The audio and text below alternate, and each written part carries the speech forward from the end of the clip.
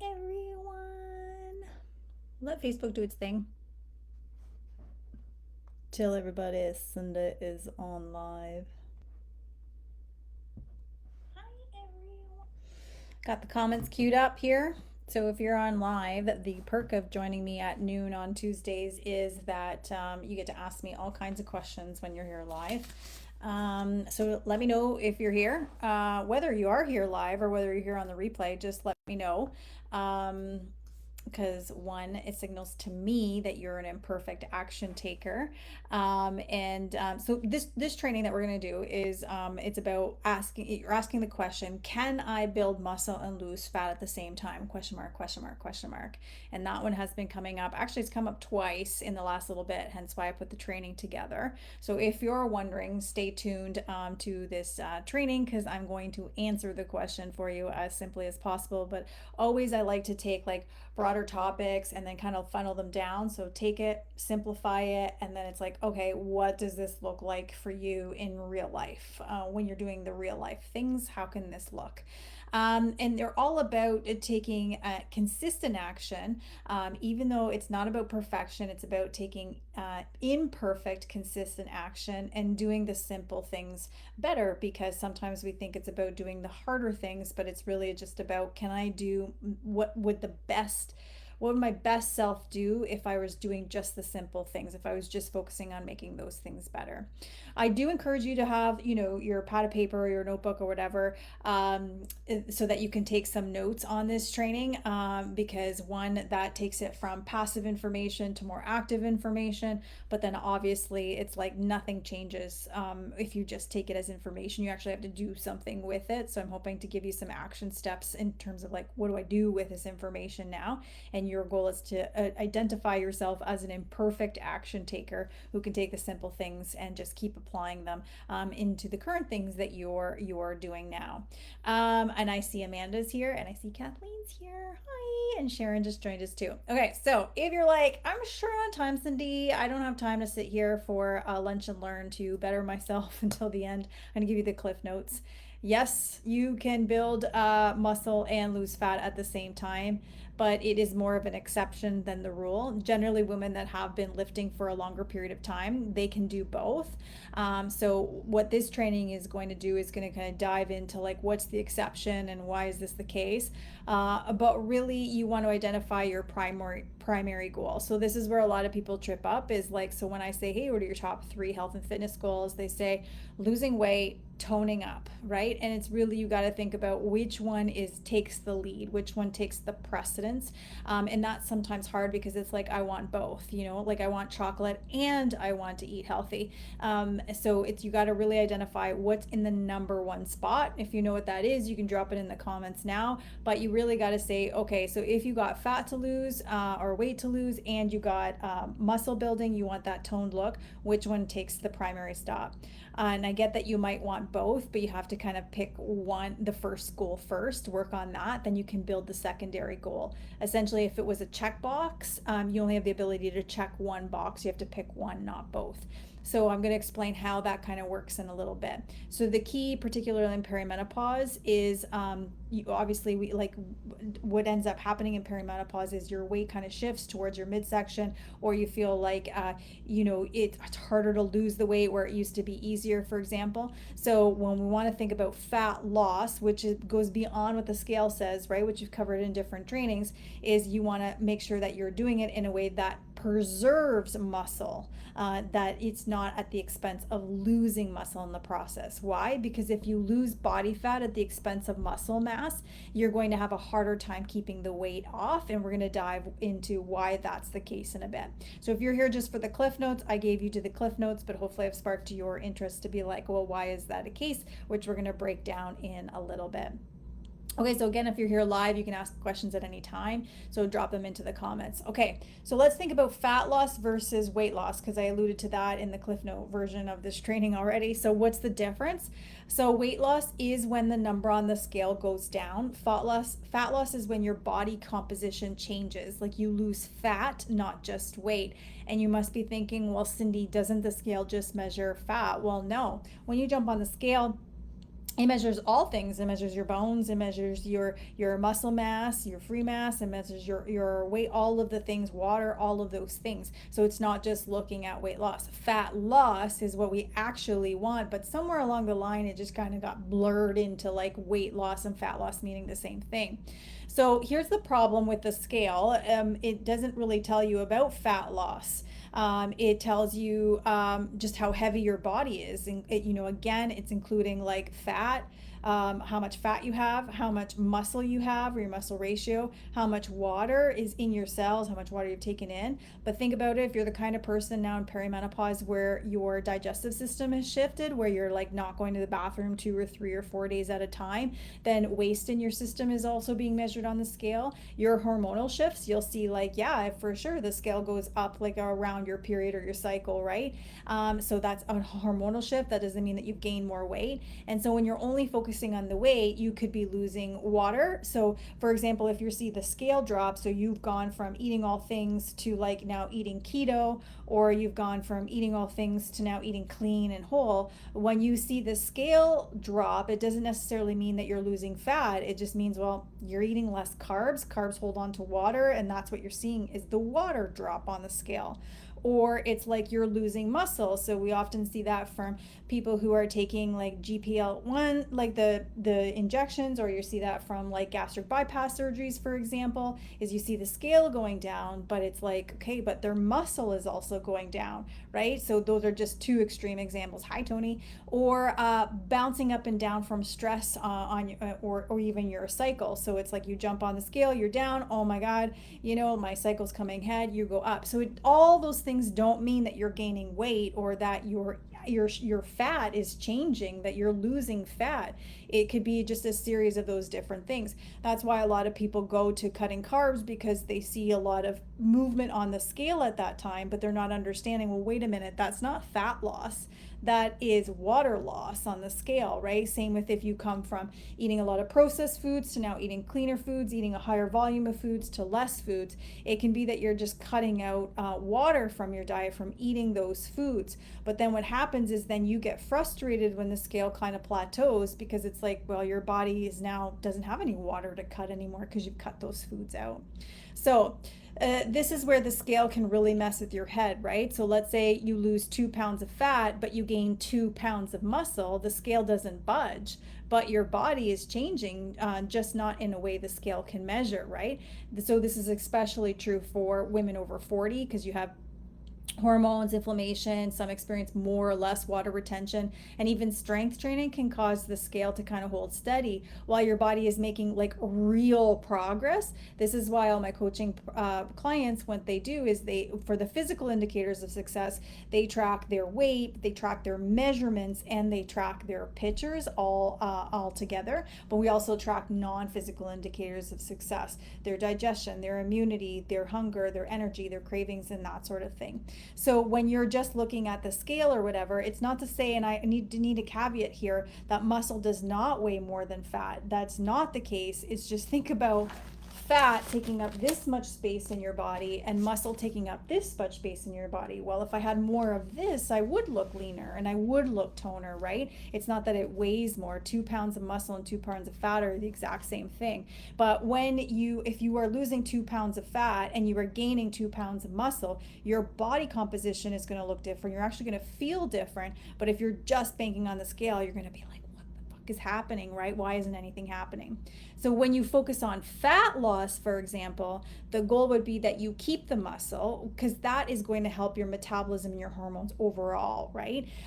You lose inches, not just pounds. Like I have so many clients right now where the scale is barely budging, but holy crap, are their inches budging, and they look vastly different. I just got off a call with the client and it's like her face shape is completely different, right? You feel stronger, you have more energy, you're more stable, and you see changes that last. So if you just focus on the scale, chances are it's like, yeah, you're going to experience some weight loss. Is it fat loss? Is it loss of muscle? Well, we don't know all of that. But if you transition your focus into focusing on fat loss, then your strategy becomes a bit different. So how do you measure fat loss, right? So that's probably the next question. So there are some expensive models. So like I've done a bod pod. So if you're around London, Western University does it, and you can book in your session. It's part of their research lab, and it's kind of like you go into this like egg shake a tank, and it's like you wear a little cap, you wear a little bathing suit, and it measures like the pressure and everything in there. So that's an accurate one, but it's quite expensive.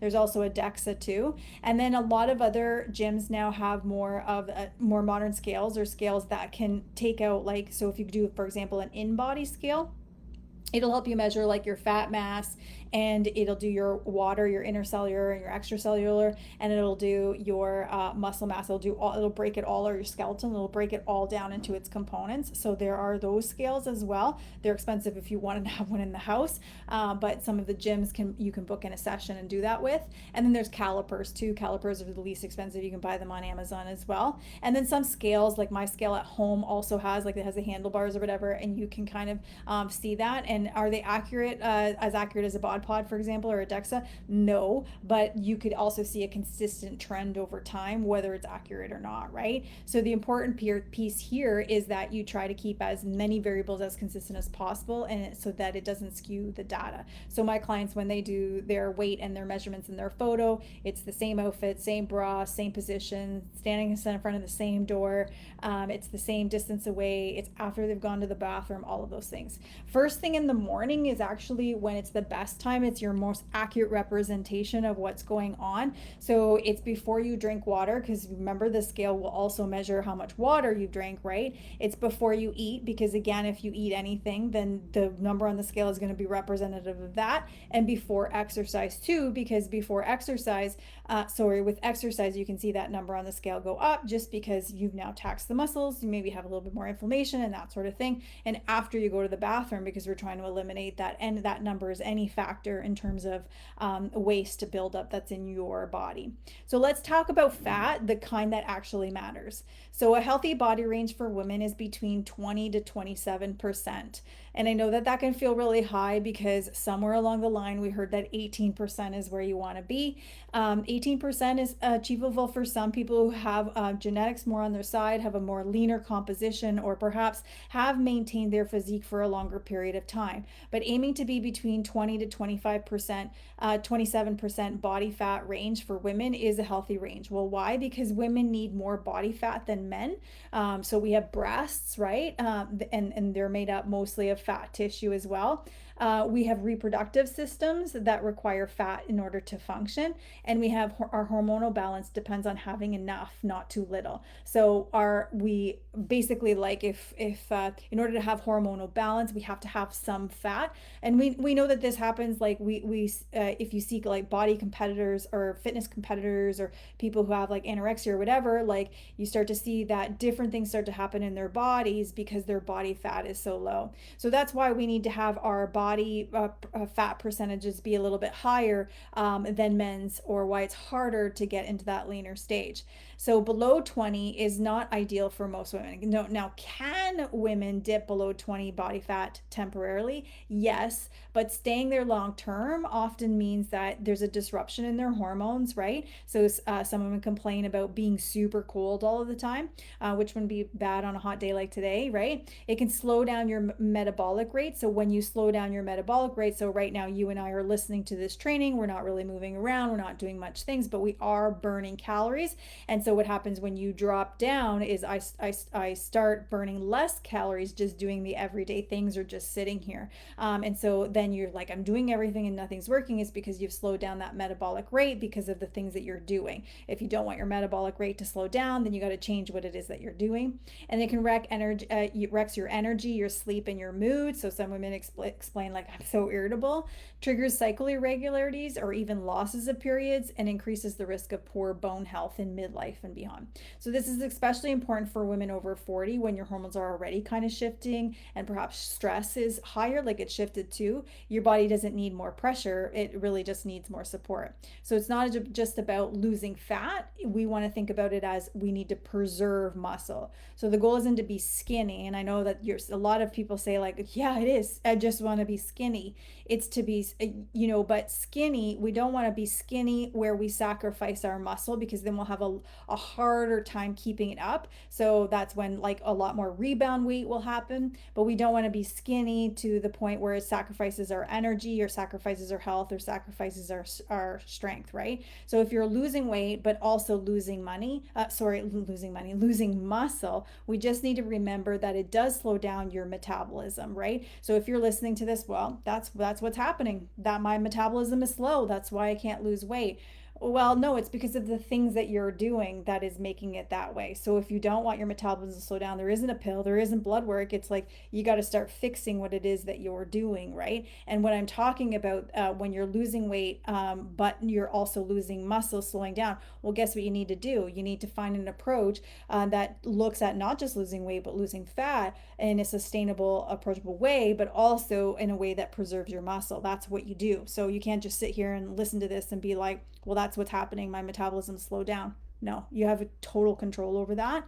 But it also, when you lose muscle, right, at the expense, then it makes it harder for you to maintain your results, because in order for you to have muscle, your metabolism has to work a certain way, and it works at a different level than if you had higher body fat. And so if you're taking away the muscle, then it becomes harder to sustain it over time, and increases the risk of being lean on the outside but actually fat on the inside. And why is that important? Well, it's poor metabolic health. So that's where you can end up with things like diabetes or prediabetes or high blood sugar or insulin resistance, or you can end up with other metabolic markers like that. So that's a recipe again for insulin resistance but hormonal dysfunction.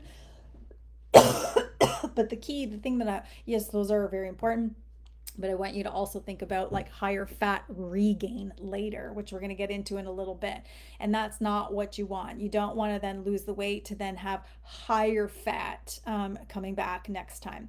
So you have to think about, does your current approach have you focusing on these three goals, right? So is what you're currently doing, does it focus on sustainable fat loss? Sustainable. So sustainable meaning like, even on my shittiest of shittiest days or my lowest of lowest days, can I do these things? And if the answer is no, then you don't have a sustainable fat loss approach. Or if you're like, okay, well, I think about myself 60, 70, 80 years down the road, can I do this? And you think parts of it, but not all of it, then that's not sustainable. Muscle preservation is the other one, and you can say, well, I work out, I lift weights. But here's the common thing that happens with women is like, they're lifting weights, yeah, but they have not increased their weights in years. They're lifting the same 5, 8, 10 pounds. They're not pushing their muscles to the max, because they're jumping from program to program, finding the YouTube video that they feel like works, or that sort of thing. So muscle preservation, you have to really understand, how it is that you build muscle in order to evaluate that one. And then, does it also focus on your metabolic markers? So you don't want worse blood work results, right? Is it focusing on hormonal balance? And is it focusing on digestive health? Because all of those things impact fat loss, because that's the point of, weight loss. If what's the point if you like feel worse, if you're burnt out, or you can't keep it off, right? So how do you go about losing fat? Top ways to lose fat, so when you think about, I was like thinking about or creating a visual, and so I want you to visualize, and hopefully this sticks with you, is like a lever, right? So what lever, there's a bunch of levers here that I can pull. What are the levers I can pull if my goal is to lose fat? So the first one is energy in and energy out. So what does that mean? So appetite, the food you eat, the calories that are absorbed, because not everything you eat is absorbed, and often digestion gets worse, not better, in perimenopause and menopause. And it's something that your tracking app isn't helping you understand your health status, your energy, and your stress levels, mindset, sleep quality, to name a few. So if you think about, so what does energy mean? Energy means that you have a good appetite. It's not swinging. The food you eat influences the energy in, energy out.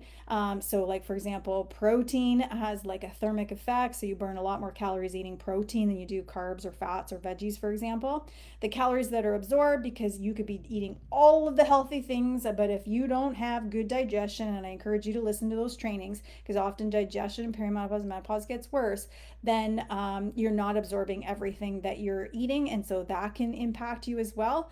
And in that. Obviously, if you're just tracking in an app and you're like, but I'm eating my calories, why is it? Well, it's not measuring your digestion, your hormones, and everything else, right? So, what does energy out mean? Okay, so energy out means energy you burn at rest. So what influences what you burn at rest? Okay, well, the your body size, your hormonal status, your dieting history, your genetics, your health status, your sleep quality, and your age all impacts how much energy. So basically, calories is a unit of energy. So how many calories I burn just by resting is influenced by all those different things.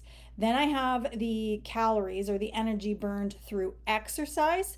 So that's based on your ability, your intensity, your duration, your frequency, your type, your environment, to name a few. Then there's energy burned through what's called non-exercise activity. So that's like your occupation or your leisure activity. Think about it like someone who works at a desk versus someone who works, who's a nurse, who's always on their feet. Think about someone who hikes on the weekend versus someone who watches Netflix on the weekend, right? Energy burned by metabolizing foods, so the foods that make up your calories. So, like I alluded to before, protein, you burn extra calories when you eat protein because it what's called the thermic effect of food, whereas you burn a little bit less when you're eating carbs and fats, for example. Not to say that we don't want to eat those, it's just like why you eat matters. So there are many factors that kind of affect calories in and calories out, which you need for weight loss and even fat loss. And does not exclude if you're in perimenopause or menopause. So for the sake of today's training, we're going to focus on the two most common variables that women focus on when trying to kind of reach the goal. So generally, they try and focus on reducing their food intake, and then they increase their caloric output, meaning like they start moving more, exercise more. So food, how much you take in, and then increasing your caloric output means how much you move your body, aka calories in and calories out. So yes, this applies to perimenopause and menopause. It even applies if you believe you have high estrogen. It even applies to if you believe you have high cortisol, the stress hormone, because I know that that's all the rage on social media as well. And there's a lot of things that'll say that, you know, the slogan is it's not calories in, calories out. It's about your hormones. No, that's not the case. Certainly, how you make up your lifestyle, stress, sleep, how you eat, how you nourish your body, and how you move your body influences your hormones, what they will do or won't do. And so you want to make sure that you optimize your environment, the things that you're doing, which are totally in your control, so your hormones are a bit more favorable to you. Okay, so how do you actually lose fat? It starts with a simple concept, right? So calories in, calories out. Yes, this applies to even if you have high cortisol. Yes, it applies to even if you're in perimenopause or menopause. And yes, it applies to even if you think you have high insulin. So calories in, calories out. But here's the part most women don't get taught. So one, you have to know your baseline. What are your maintenance calories? So your maintenance calories equal how much you eat to stay the same weight. Do you know that number? So how can you be in a nap and being like, I'm in a calorie deficit when you don't know what your maintenance is? How do you know that the calories that you're not eating are just 100 under your maintenance calories, which you outdo by going to one visit to Starbucks or one weekend, and you overdo that, right? So you need to know what your maintenance calories are. You eat more than that, you gain weight, and you eat less than that, you lose fat. So how do you find your maintenance calories? Well, my suggestion, the easiest one to do is just track your intake for 14 days. No changes, just tracking. Everything you eat, everything you drink, even the licks, bites, and sips, which I know is all like it's overwhelming to do, right? Yes, it includes your weekends. Yes, it includes any cheat meals or anything like that. And you weigh yourself daily, the same time, same condition. At the end, if the weight went up, that means that you're eating above maintenance. You're in a calorie surplus. That's why you're gaining weight. And if your weight stayed the same, you found where your maintenance is, right? And if your weight went down, you were eating below your maintenance calories, which you probably are losing fat, right? The question would then be, are you also preserving or building muscle? So example, let's say you tracked 1,800 calories daily for 14 days. So that's how much you were kind of eating for the 14 days. And your weight went up slightly. Your maintenance is less than 1,800 calories. If it went up slightly, it means that you're not in a maintenance, right? And we have to also still account for those other things. You still have to account, did I poop today, right? Is my stress levels up? Did I just work out? Did I just drink water? That sort of thing. So step number 2 is then you want to create a small deficit from there. So here's where many women go wrong wrong is they kind of slash it too hard and too fast. So instead we want a gentle, realistic approach, because then that's not going to like sound the alarm on your hunger and your cravings, and it's not going to tank your energy, right? And so you start with 300 to 500 calories less per day. That doesn't mean every day you go down by 300 or 500. Like, where does that end?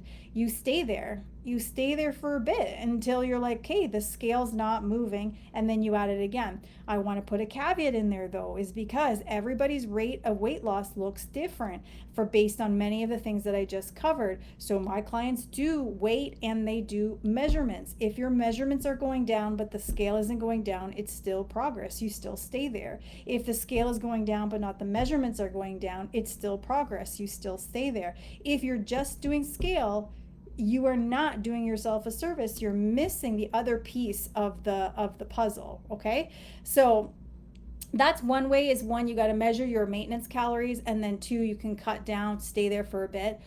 So it's usually about 25% of your maintenance calories. Why? Because too big of a deficit, again, is going to lead to cravings, low energy, muscle loss, and then it's going to rebound weight gain. Because when those cravings jack up, or when your hunger jacks up, you're not just going to want one cookie, you're going to want many. And muscle is gold in your 40s and beyond, it because it supports your metabolism, your hormone health, your bones, and more. So step number 3 is track, measure, and reevaluate. So you may need to measure portions and use a food scale or to get a clearer picture. After 14 days, ask, did your scale move in the direction you want? What about your inches? How's your energy, your hunger, and your cravings? If things are working, you stay the course. You don't keep reducing just because you want faster results. That's a faster way for you to rebound. And what's the end goal? What's the end goal? To keep reducing to nothing? That's also not going to work. The biggest challenge is being patient with your brain, right? Because your brain is screaming, I should be losing faster. I'm working too hard for these little results. But real lasting fat loss is, again, sustainable, has to be muscle preserving, supports your hormones. And yes, there has to be an element of enjoyable, right? Because you're not just here to lose weight, you're here to keep it off, which is generally, a lot of women have experienced losing weight, but not with keeping it off. And that means doing it in a way you can actually live with. So let's talk hormone replacement, so HRT. HRT can absolutely help. It can improve your mood, it can improve your sleep, it can increase your confidence, and even make fat loss a little bit easier. But here's what it won't do. It won't make you eat protein, which is what we want in order to preserve our muscle, particularly if we're in the gym lifting weights. It won't remind you to drink your water, which is also going to help with your digestive system. It won't lift weights or do cardio for you, which is, we talked about why preserving muscle and building muscle is important. And it won't stop you from reaching for processed foods at night, which is maybe around your emotional eating or habits. And it won't set boundaries with your family or manage your stress. And it won't take the place of consistent habits, is what I'm trying to say. So if you're expecting HRT to do all the heavy lifting while your day-to-day routines are working against you, you're going to feel really frustrated. That's not failure, that's just incomplete support. So HRT supports the work, it doesn't replace it. You still kind of have to eat well, right? And so we've already covered like what maintenance would look like, and we covered what a deficit would look like. You still have to move your body, and we talked about building muscle. You still need sustainable habits, and you still need to manage stress and recovery. So when your lifestyle is aligned with real food, strength training, rest, hydration, HRT is a much better chance of working the way it's meant to. You're not doing this instead of HRT, you're doing it with, so your body is actually in a position to respond the best way it can. So how long should you stay in a calorie deficit? So here's the thing, you're not meant to live in a calorie deficit forever. You need phases or periods of being in a deficit where the goal is fat loss, and periods where it's maintenance, where your body gets to stabilize, recover, and adapt. So how long you stay in a deficit depends on several factors, like your starting point, your body fat percentages, your habits, your stress levels, and how consistent you're being. If you are obese or have a higher amount of fat to lose, you can stay in a deficit longer, but that still doesn't mean not nonstop kind of dieting. This is why knowing your maintenance calories kind of matters. It's not just about cutting, it's about knowing how to move from phases intentionally and strategically. That's how you support both your metabolism and your mindset. Okay, so maintenance does not mean it's like oh, I'm going to overeat this weekend, or I'm going to take a break, or it's like, oh, it's the summer. That's not what it means. They're still tracking, they're still doing all of the things. It doesn't mean a complete shutting off of all of the things.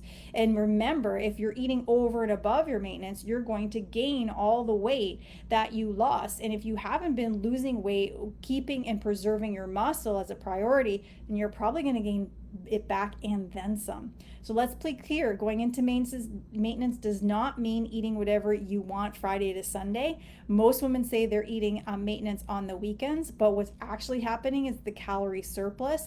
You have the drinks, the snacks, the bigger meals, the bites off your kids' plates. Then Monday hits and you're back into the hole trying to climb out of it. So think about that visual, right? It's like, okay, I've created this deficit and I'm descending the ladder into the hole, right? I'm in a deficit. And then, oh, the weekend comes and it's like, oh, now I've made a hill over top of the hole. And then Monday comes again. Now I got to break down the hill in order to get into that deficit again. You need to stop digging holes. You have to keep crawling kind of out of, right? So, what about calories versus macros? So, you think about calories as your foundation. They tell you whether you're in a deficit, they tell you whether you're in a maintenance, and they tell you whether you're in a surplus of calories. So, deficit means you'll lose weight, maintenance means you're going to stay where you are, and surplus means you're going to gain weight. But the quality of those calories, that's your macros. So, the quality of your calories are either going to support or hurt your metabolism, support or hurt your hormones, support or hurt your digestion, or support or hurt muscle mass. Calories are made up of proteins, they're made up of carbs, and they're made up of fat. And while not a macro, fiber does deserve a seat at the table. So tracking macros helps you understand your food. You'll stop assuming and start knowing. Cheese and nuts are mostly fat. Beans and chickpeas are higher in carbs than they are in protein. 2 eggs, not a high protein meal. More fat than people realize. Cooking oils adds hundreds of hidden calories fast. So understanding this kind of gives you clarity, and that clarity kind of gives you calories. So that's the calories in part, right? Which we just broke down in all kinds of different ways to help you understand it, right? So we broke down the difference between weight loss and fat loss, and we broke down, okay, why is it that we need to preserve or if not build muscle?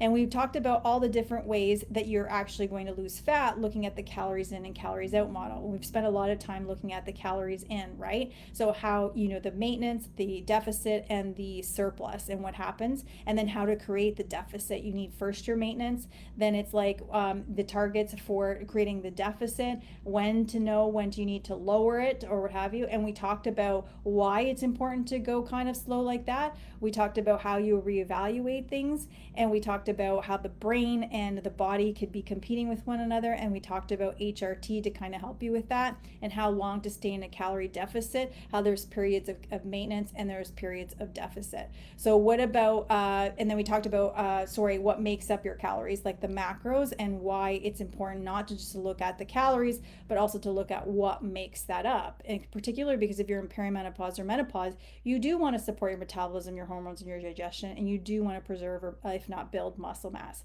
So on the calories outside of thing, you've probably heard move more 1,000 times, right? But does that mean lifting weights or does it mean cardio? So let's break it down. Cardio, yes. Okay, listen to this the whole way through, okay? Yes, you burn more calories during a cardio session. If your only goal is to lose weight fast, it might seem like that's the obvious choice, but that's short-sighted. You'll lose some weight, but if you're not also strength training, a chunk of that will be muscle, not just fat. So for someone who's just running, that's all they're doing, or just walking or whatever, especially if your intensity is high, you're going to see on your watch that you burn a lot more calories doing that than you do in a weightlifting session. So, but the calorie burn is during the workout, whereas when you do weightlifting, yes, it's less, but the calorie burn is higher afterwards. Why is that important? Well, now you're eating and you're sleeping and you're still burning calories, right? So muscle, so there's that. So you got to also consider, if you're just thinking about cardio, that's the way you're going to lose weight. You got to consider, well, is that helping me preserve muscle or lose muscle? And then the disadvantage of losing muscle, particularly in perimenopause and menopause. Then there's resistance training. You burn fewer calories during that workout, yes, but again, you burn more afterwards. It also helps you preserve and build muscle, which is critical, especially in perimenopause and menopause with muscle mass starting to decline.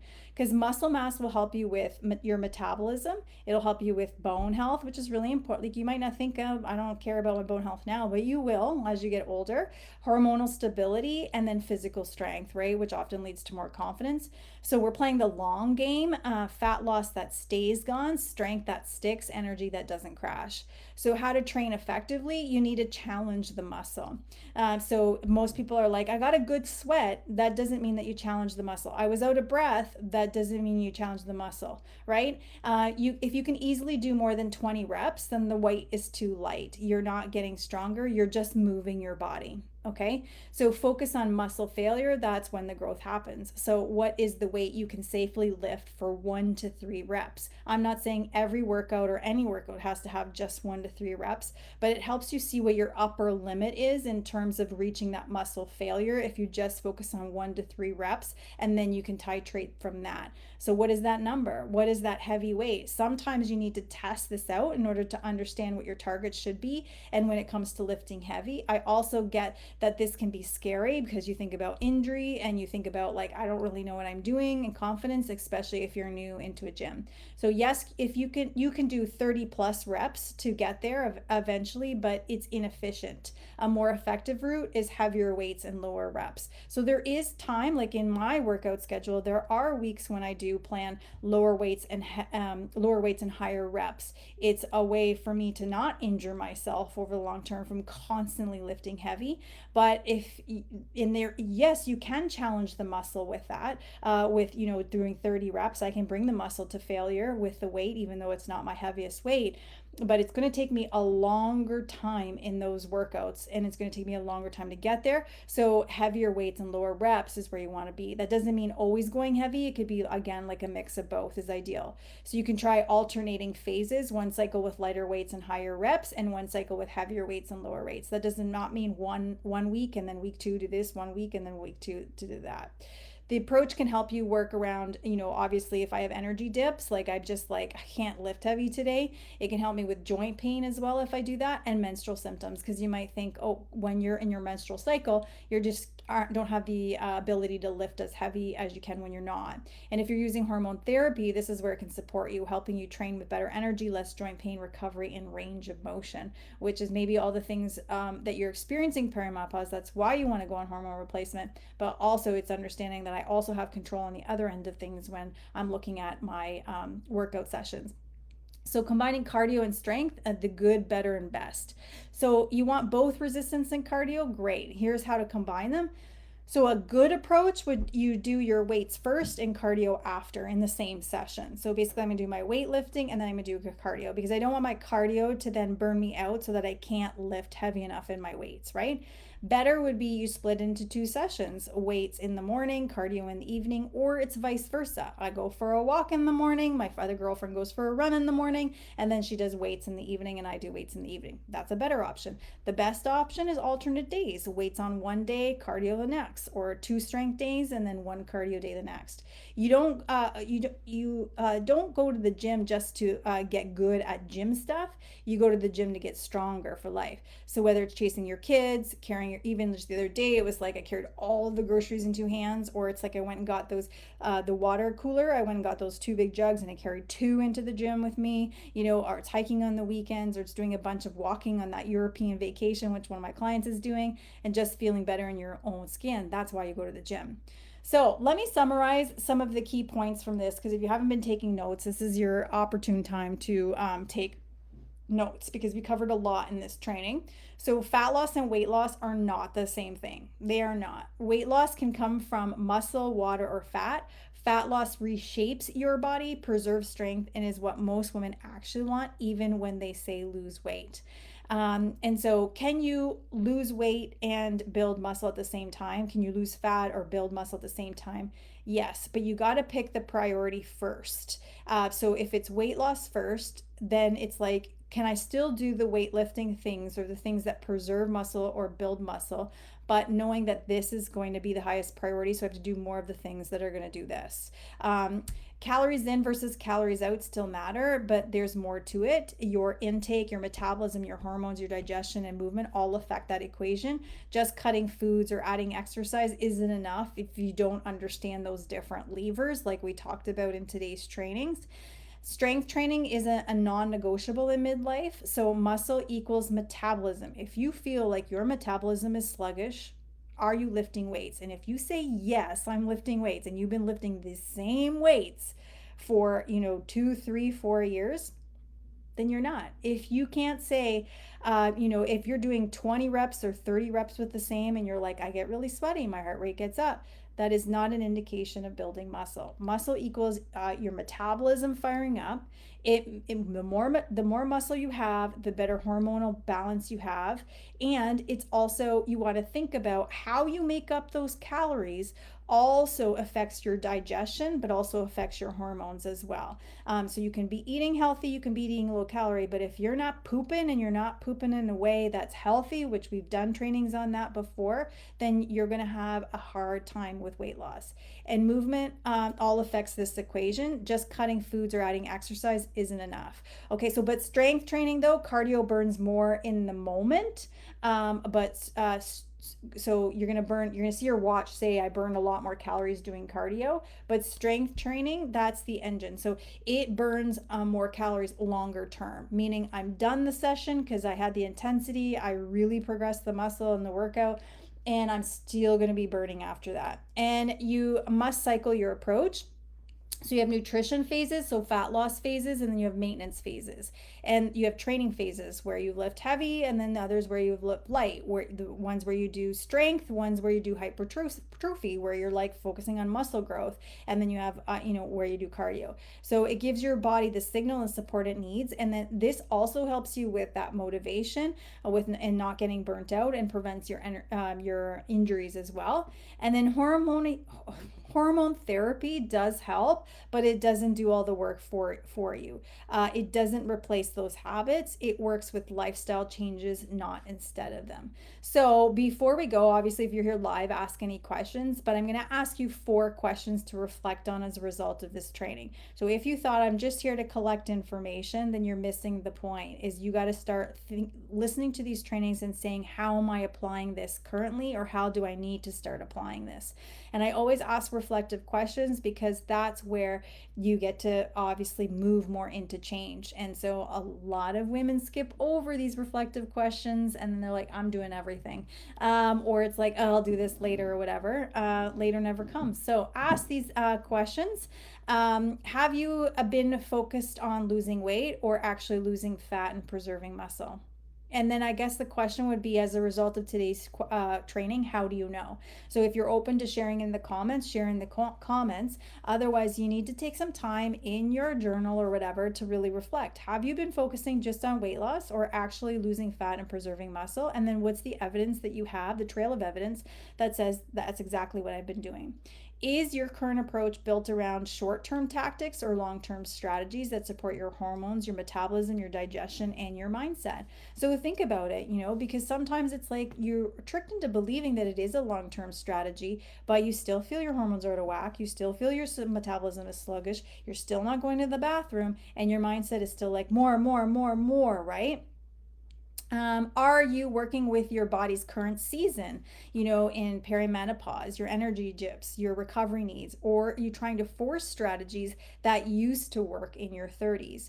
I have a client who's lost 80 pounds. She did really well, but she's in a season of her life right now where she's back in school, growing a business, adapting to her kids growing up and driving and doing all of those things, right? And so it's like, can you, it's rather than trying to force the, square peg in a round hole, it's like, what does it look like in this season? So do you have seasons, or are you just trying to do all of things all the time? And do you know when to pivot, when to push, and when when to pause, or are you stuck in an all or nothing pattern? So if you're feeling like you've been spinning your wheels trying to lose weight, eat better, get stronger, feel good in your skin, but it never sticks, it's not because you're broken, it's just because you're missing kind of the pieces to make up the full picture, right? So when I coach clients, I don't do cookie cutter. I don't believe in one speed fits all, and I move fast. I pivot when it's not aligned, and I build strategies that actually work with your energy, your lifestyle, and your hormones. So coaching with me isn't just about food and fitness, it's about building a system you can kind of trust and come back to even when life gets messy, because it's not just about 12 weeks, it's about building a body and a rhythm you can rely on for the next, let's say 8 years, right? So if that's what you're after, if you're ready to explore what coaching could look like, then let's talk, and you don't have to kind of figure this out alone. Okay, so these trainings are about taking more complex topics and simplifying them for you and breaking them down into practical terms. Nothing changes if all you do is listen to this and do nothing with it. You're going to be stuck. So take whatever we covered today. Tell me what is the 1 to 2 imperfect, consistent, and simple actions you're going to take as a result of what you learned today. And in a nutshell, what are you going to do with it? And it's a good opportunity for you to also reflect on those questions. And if you need the next level beyond these free trainings, pop into my inbox so we can talk about what a personalized approach would look like for you. I can't wait for you to pop into the comments. Tell me what is the imperfect action that you're going to take as a result of listening today, or perhaps you're going to pop into my DMs and share your reflection on those questions I posed for you today. Thanks for joining me.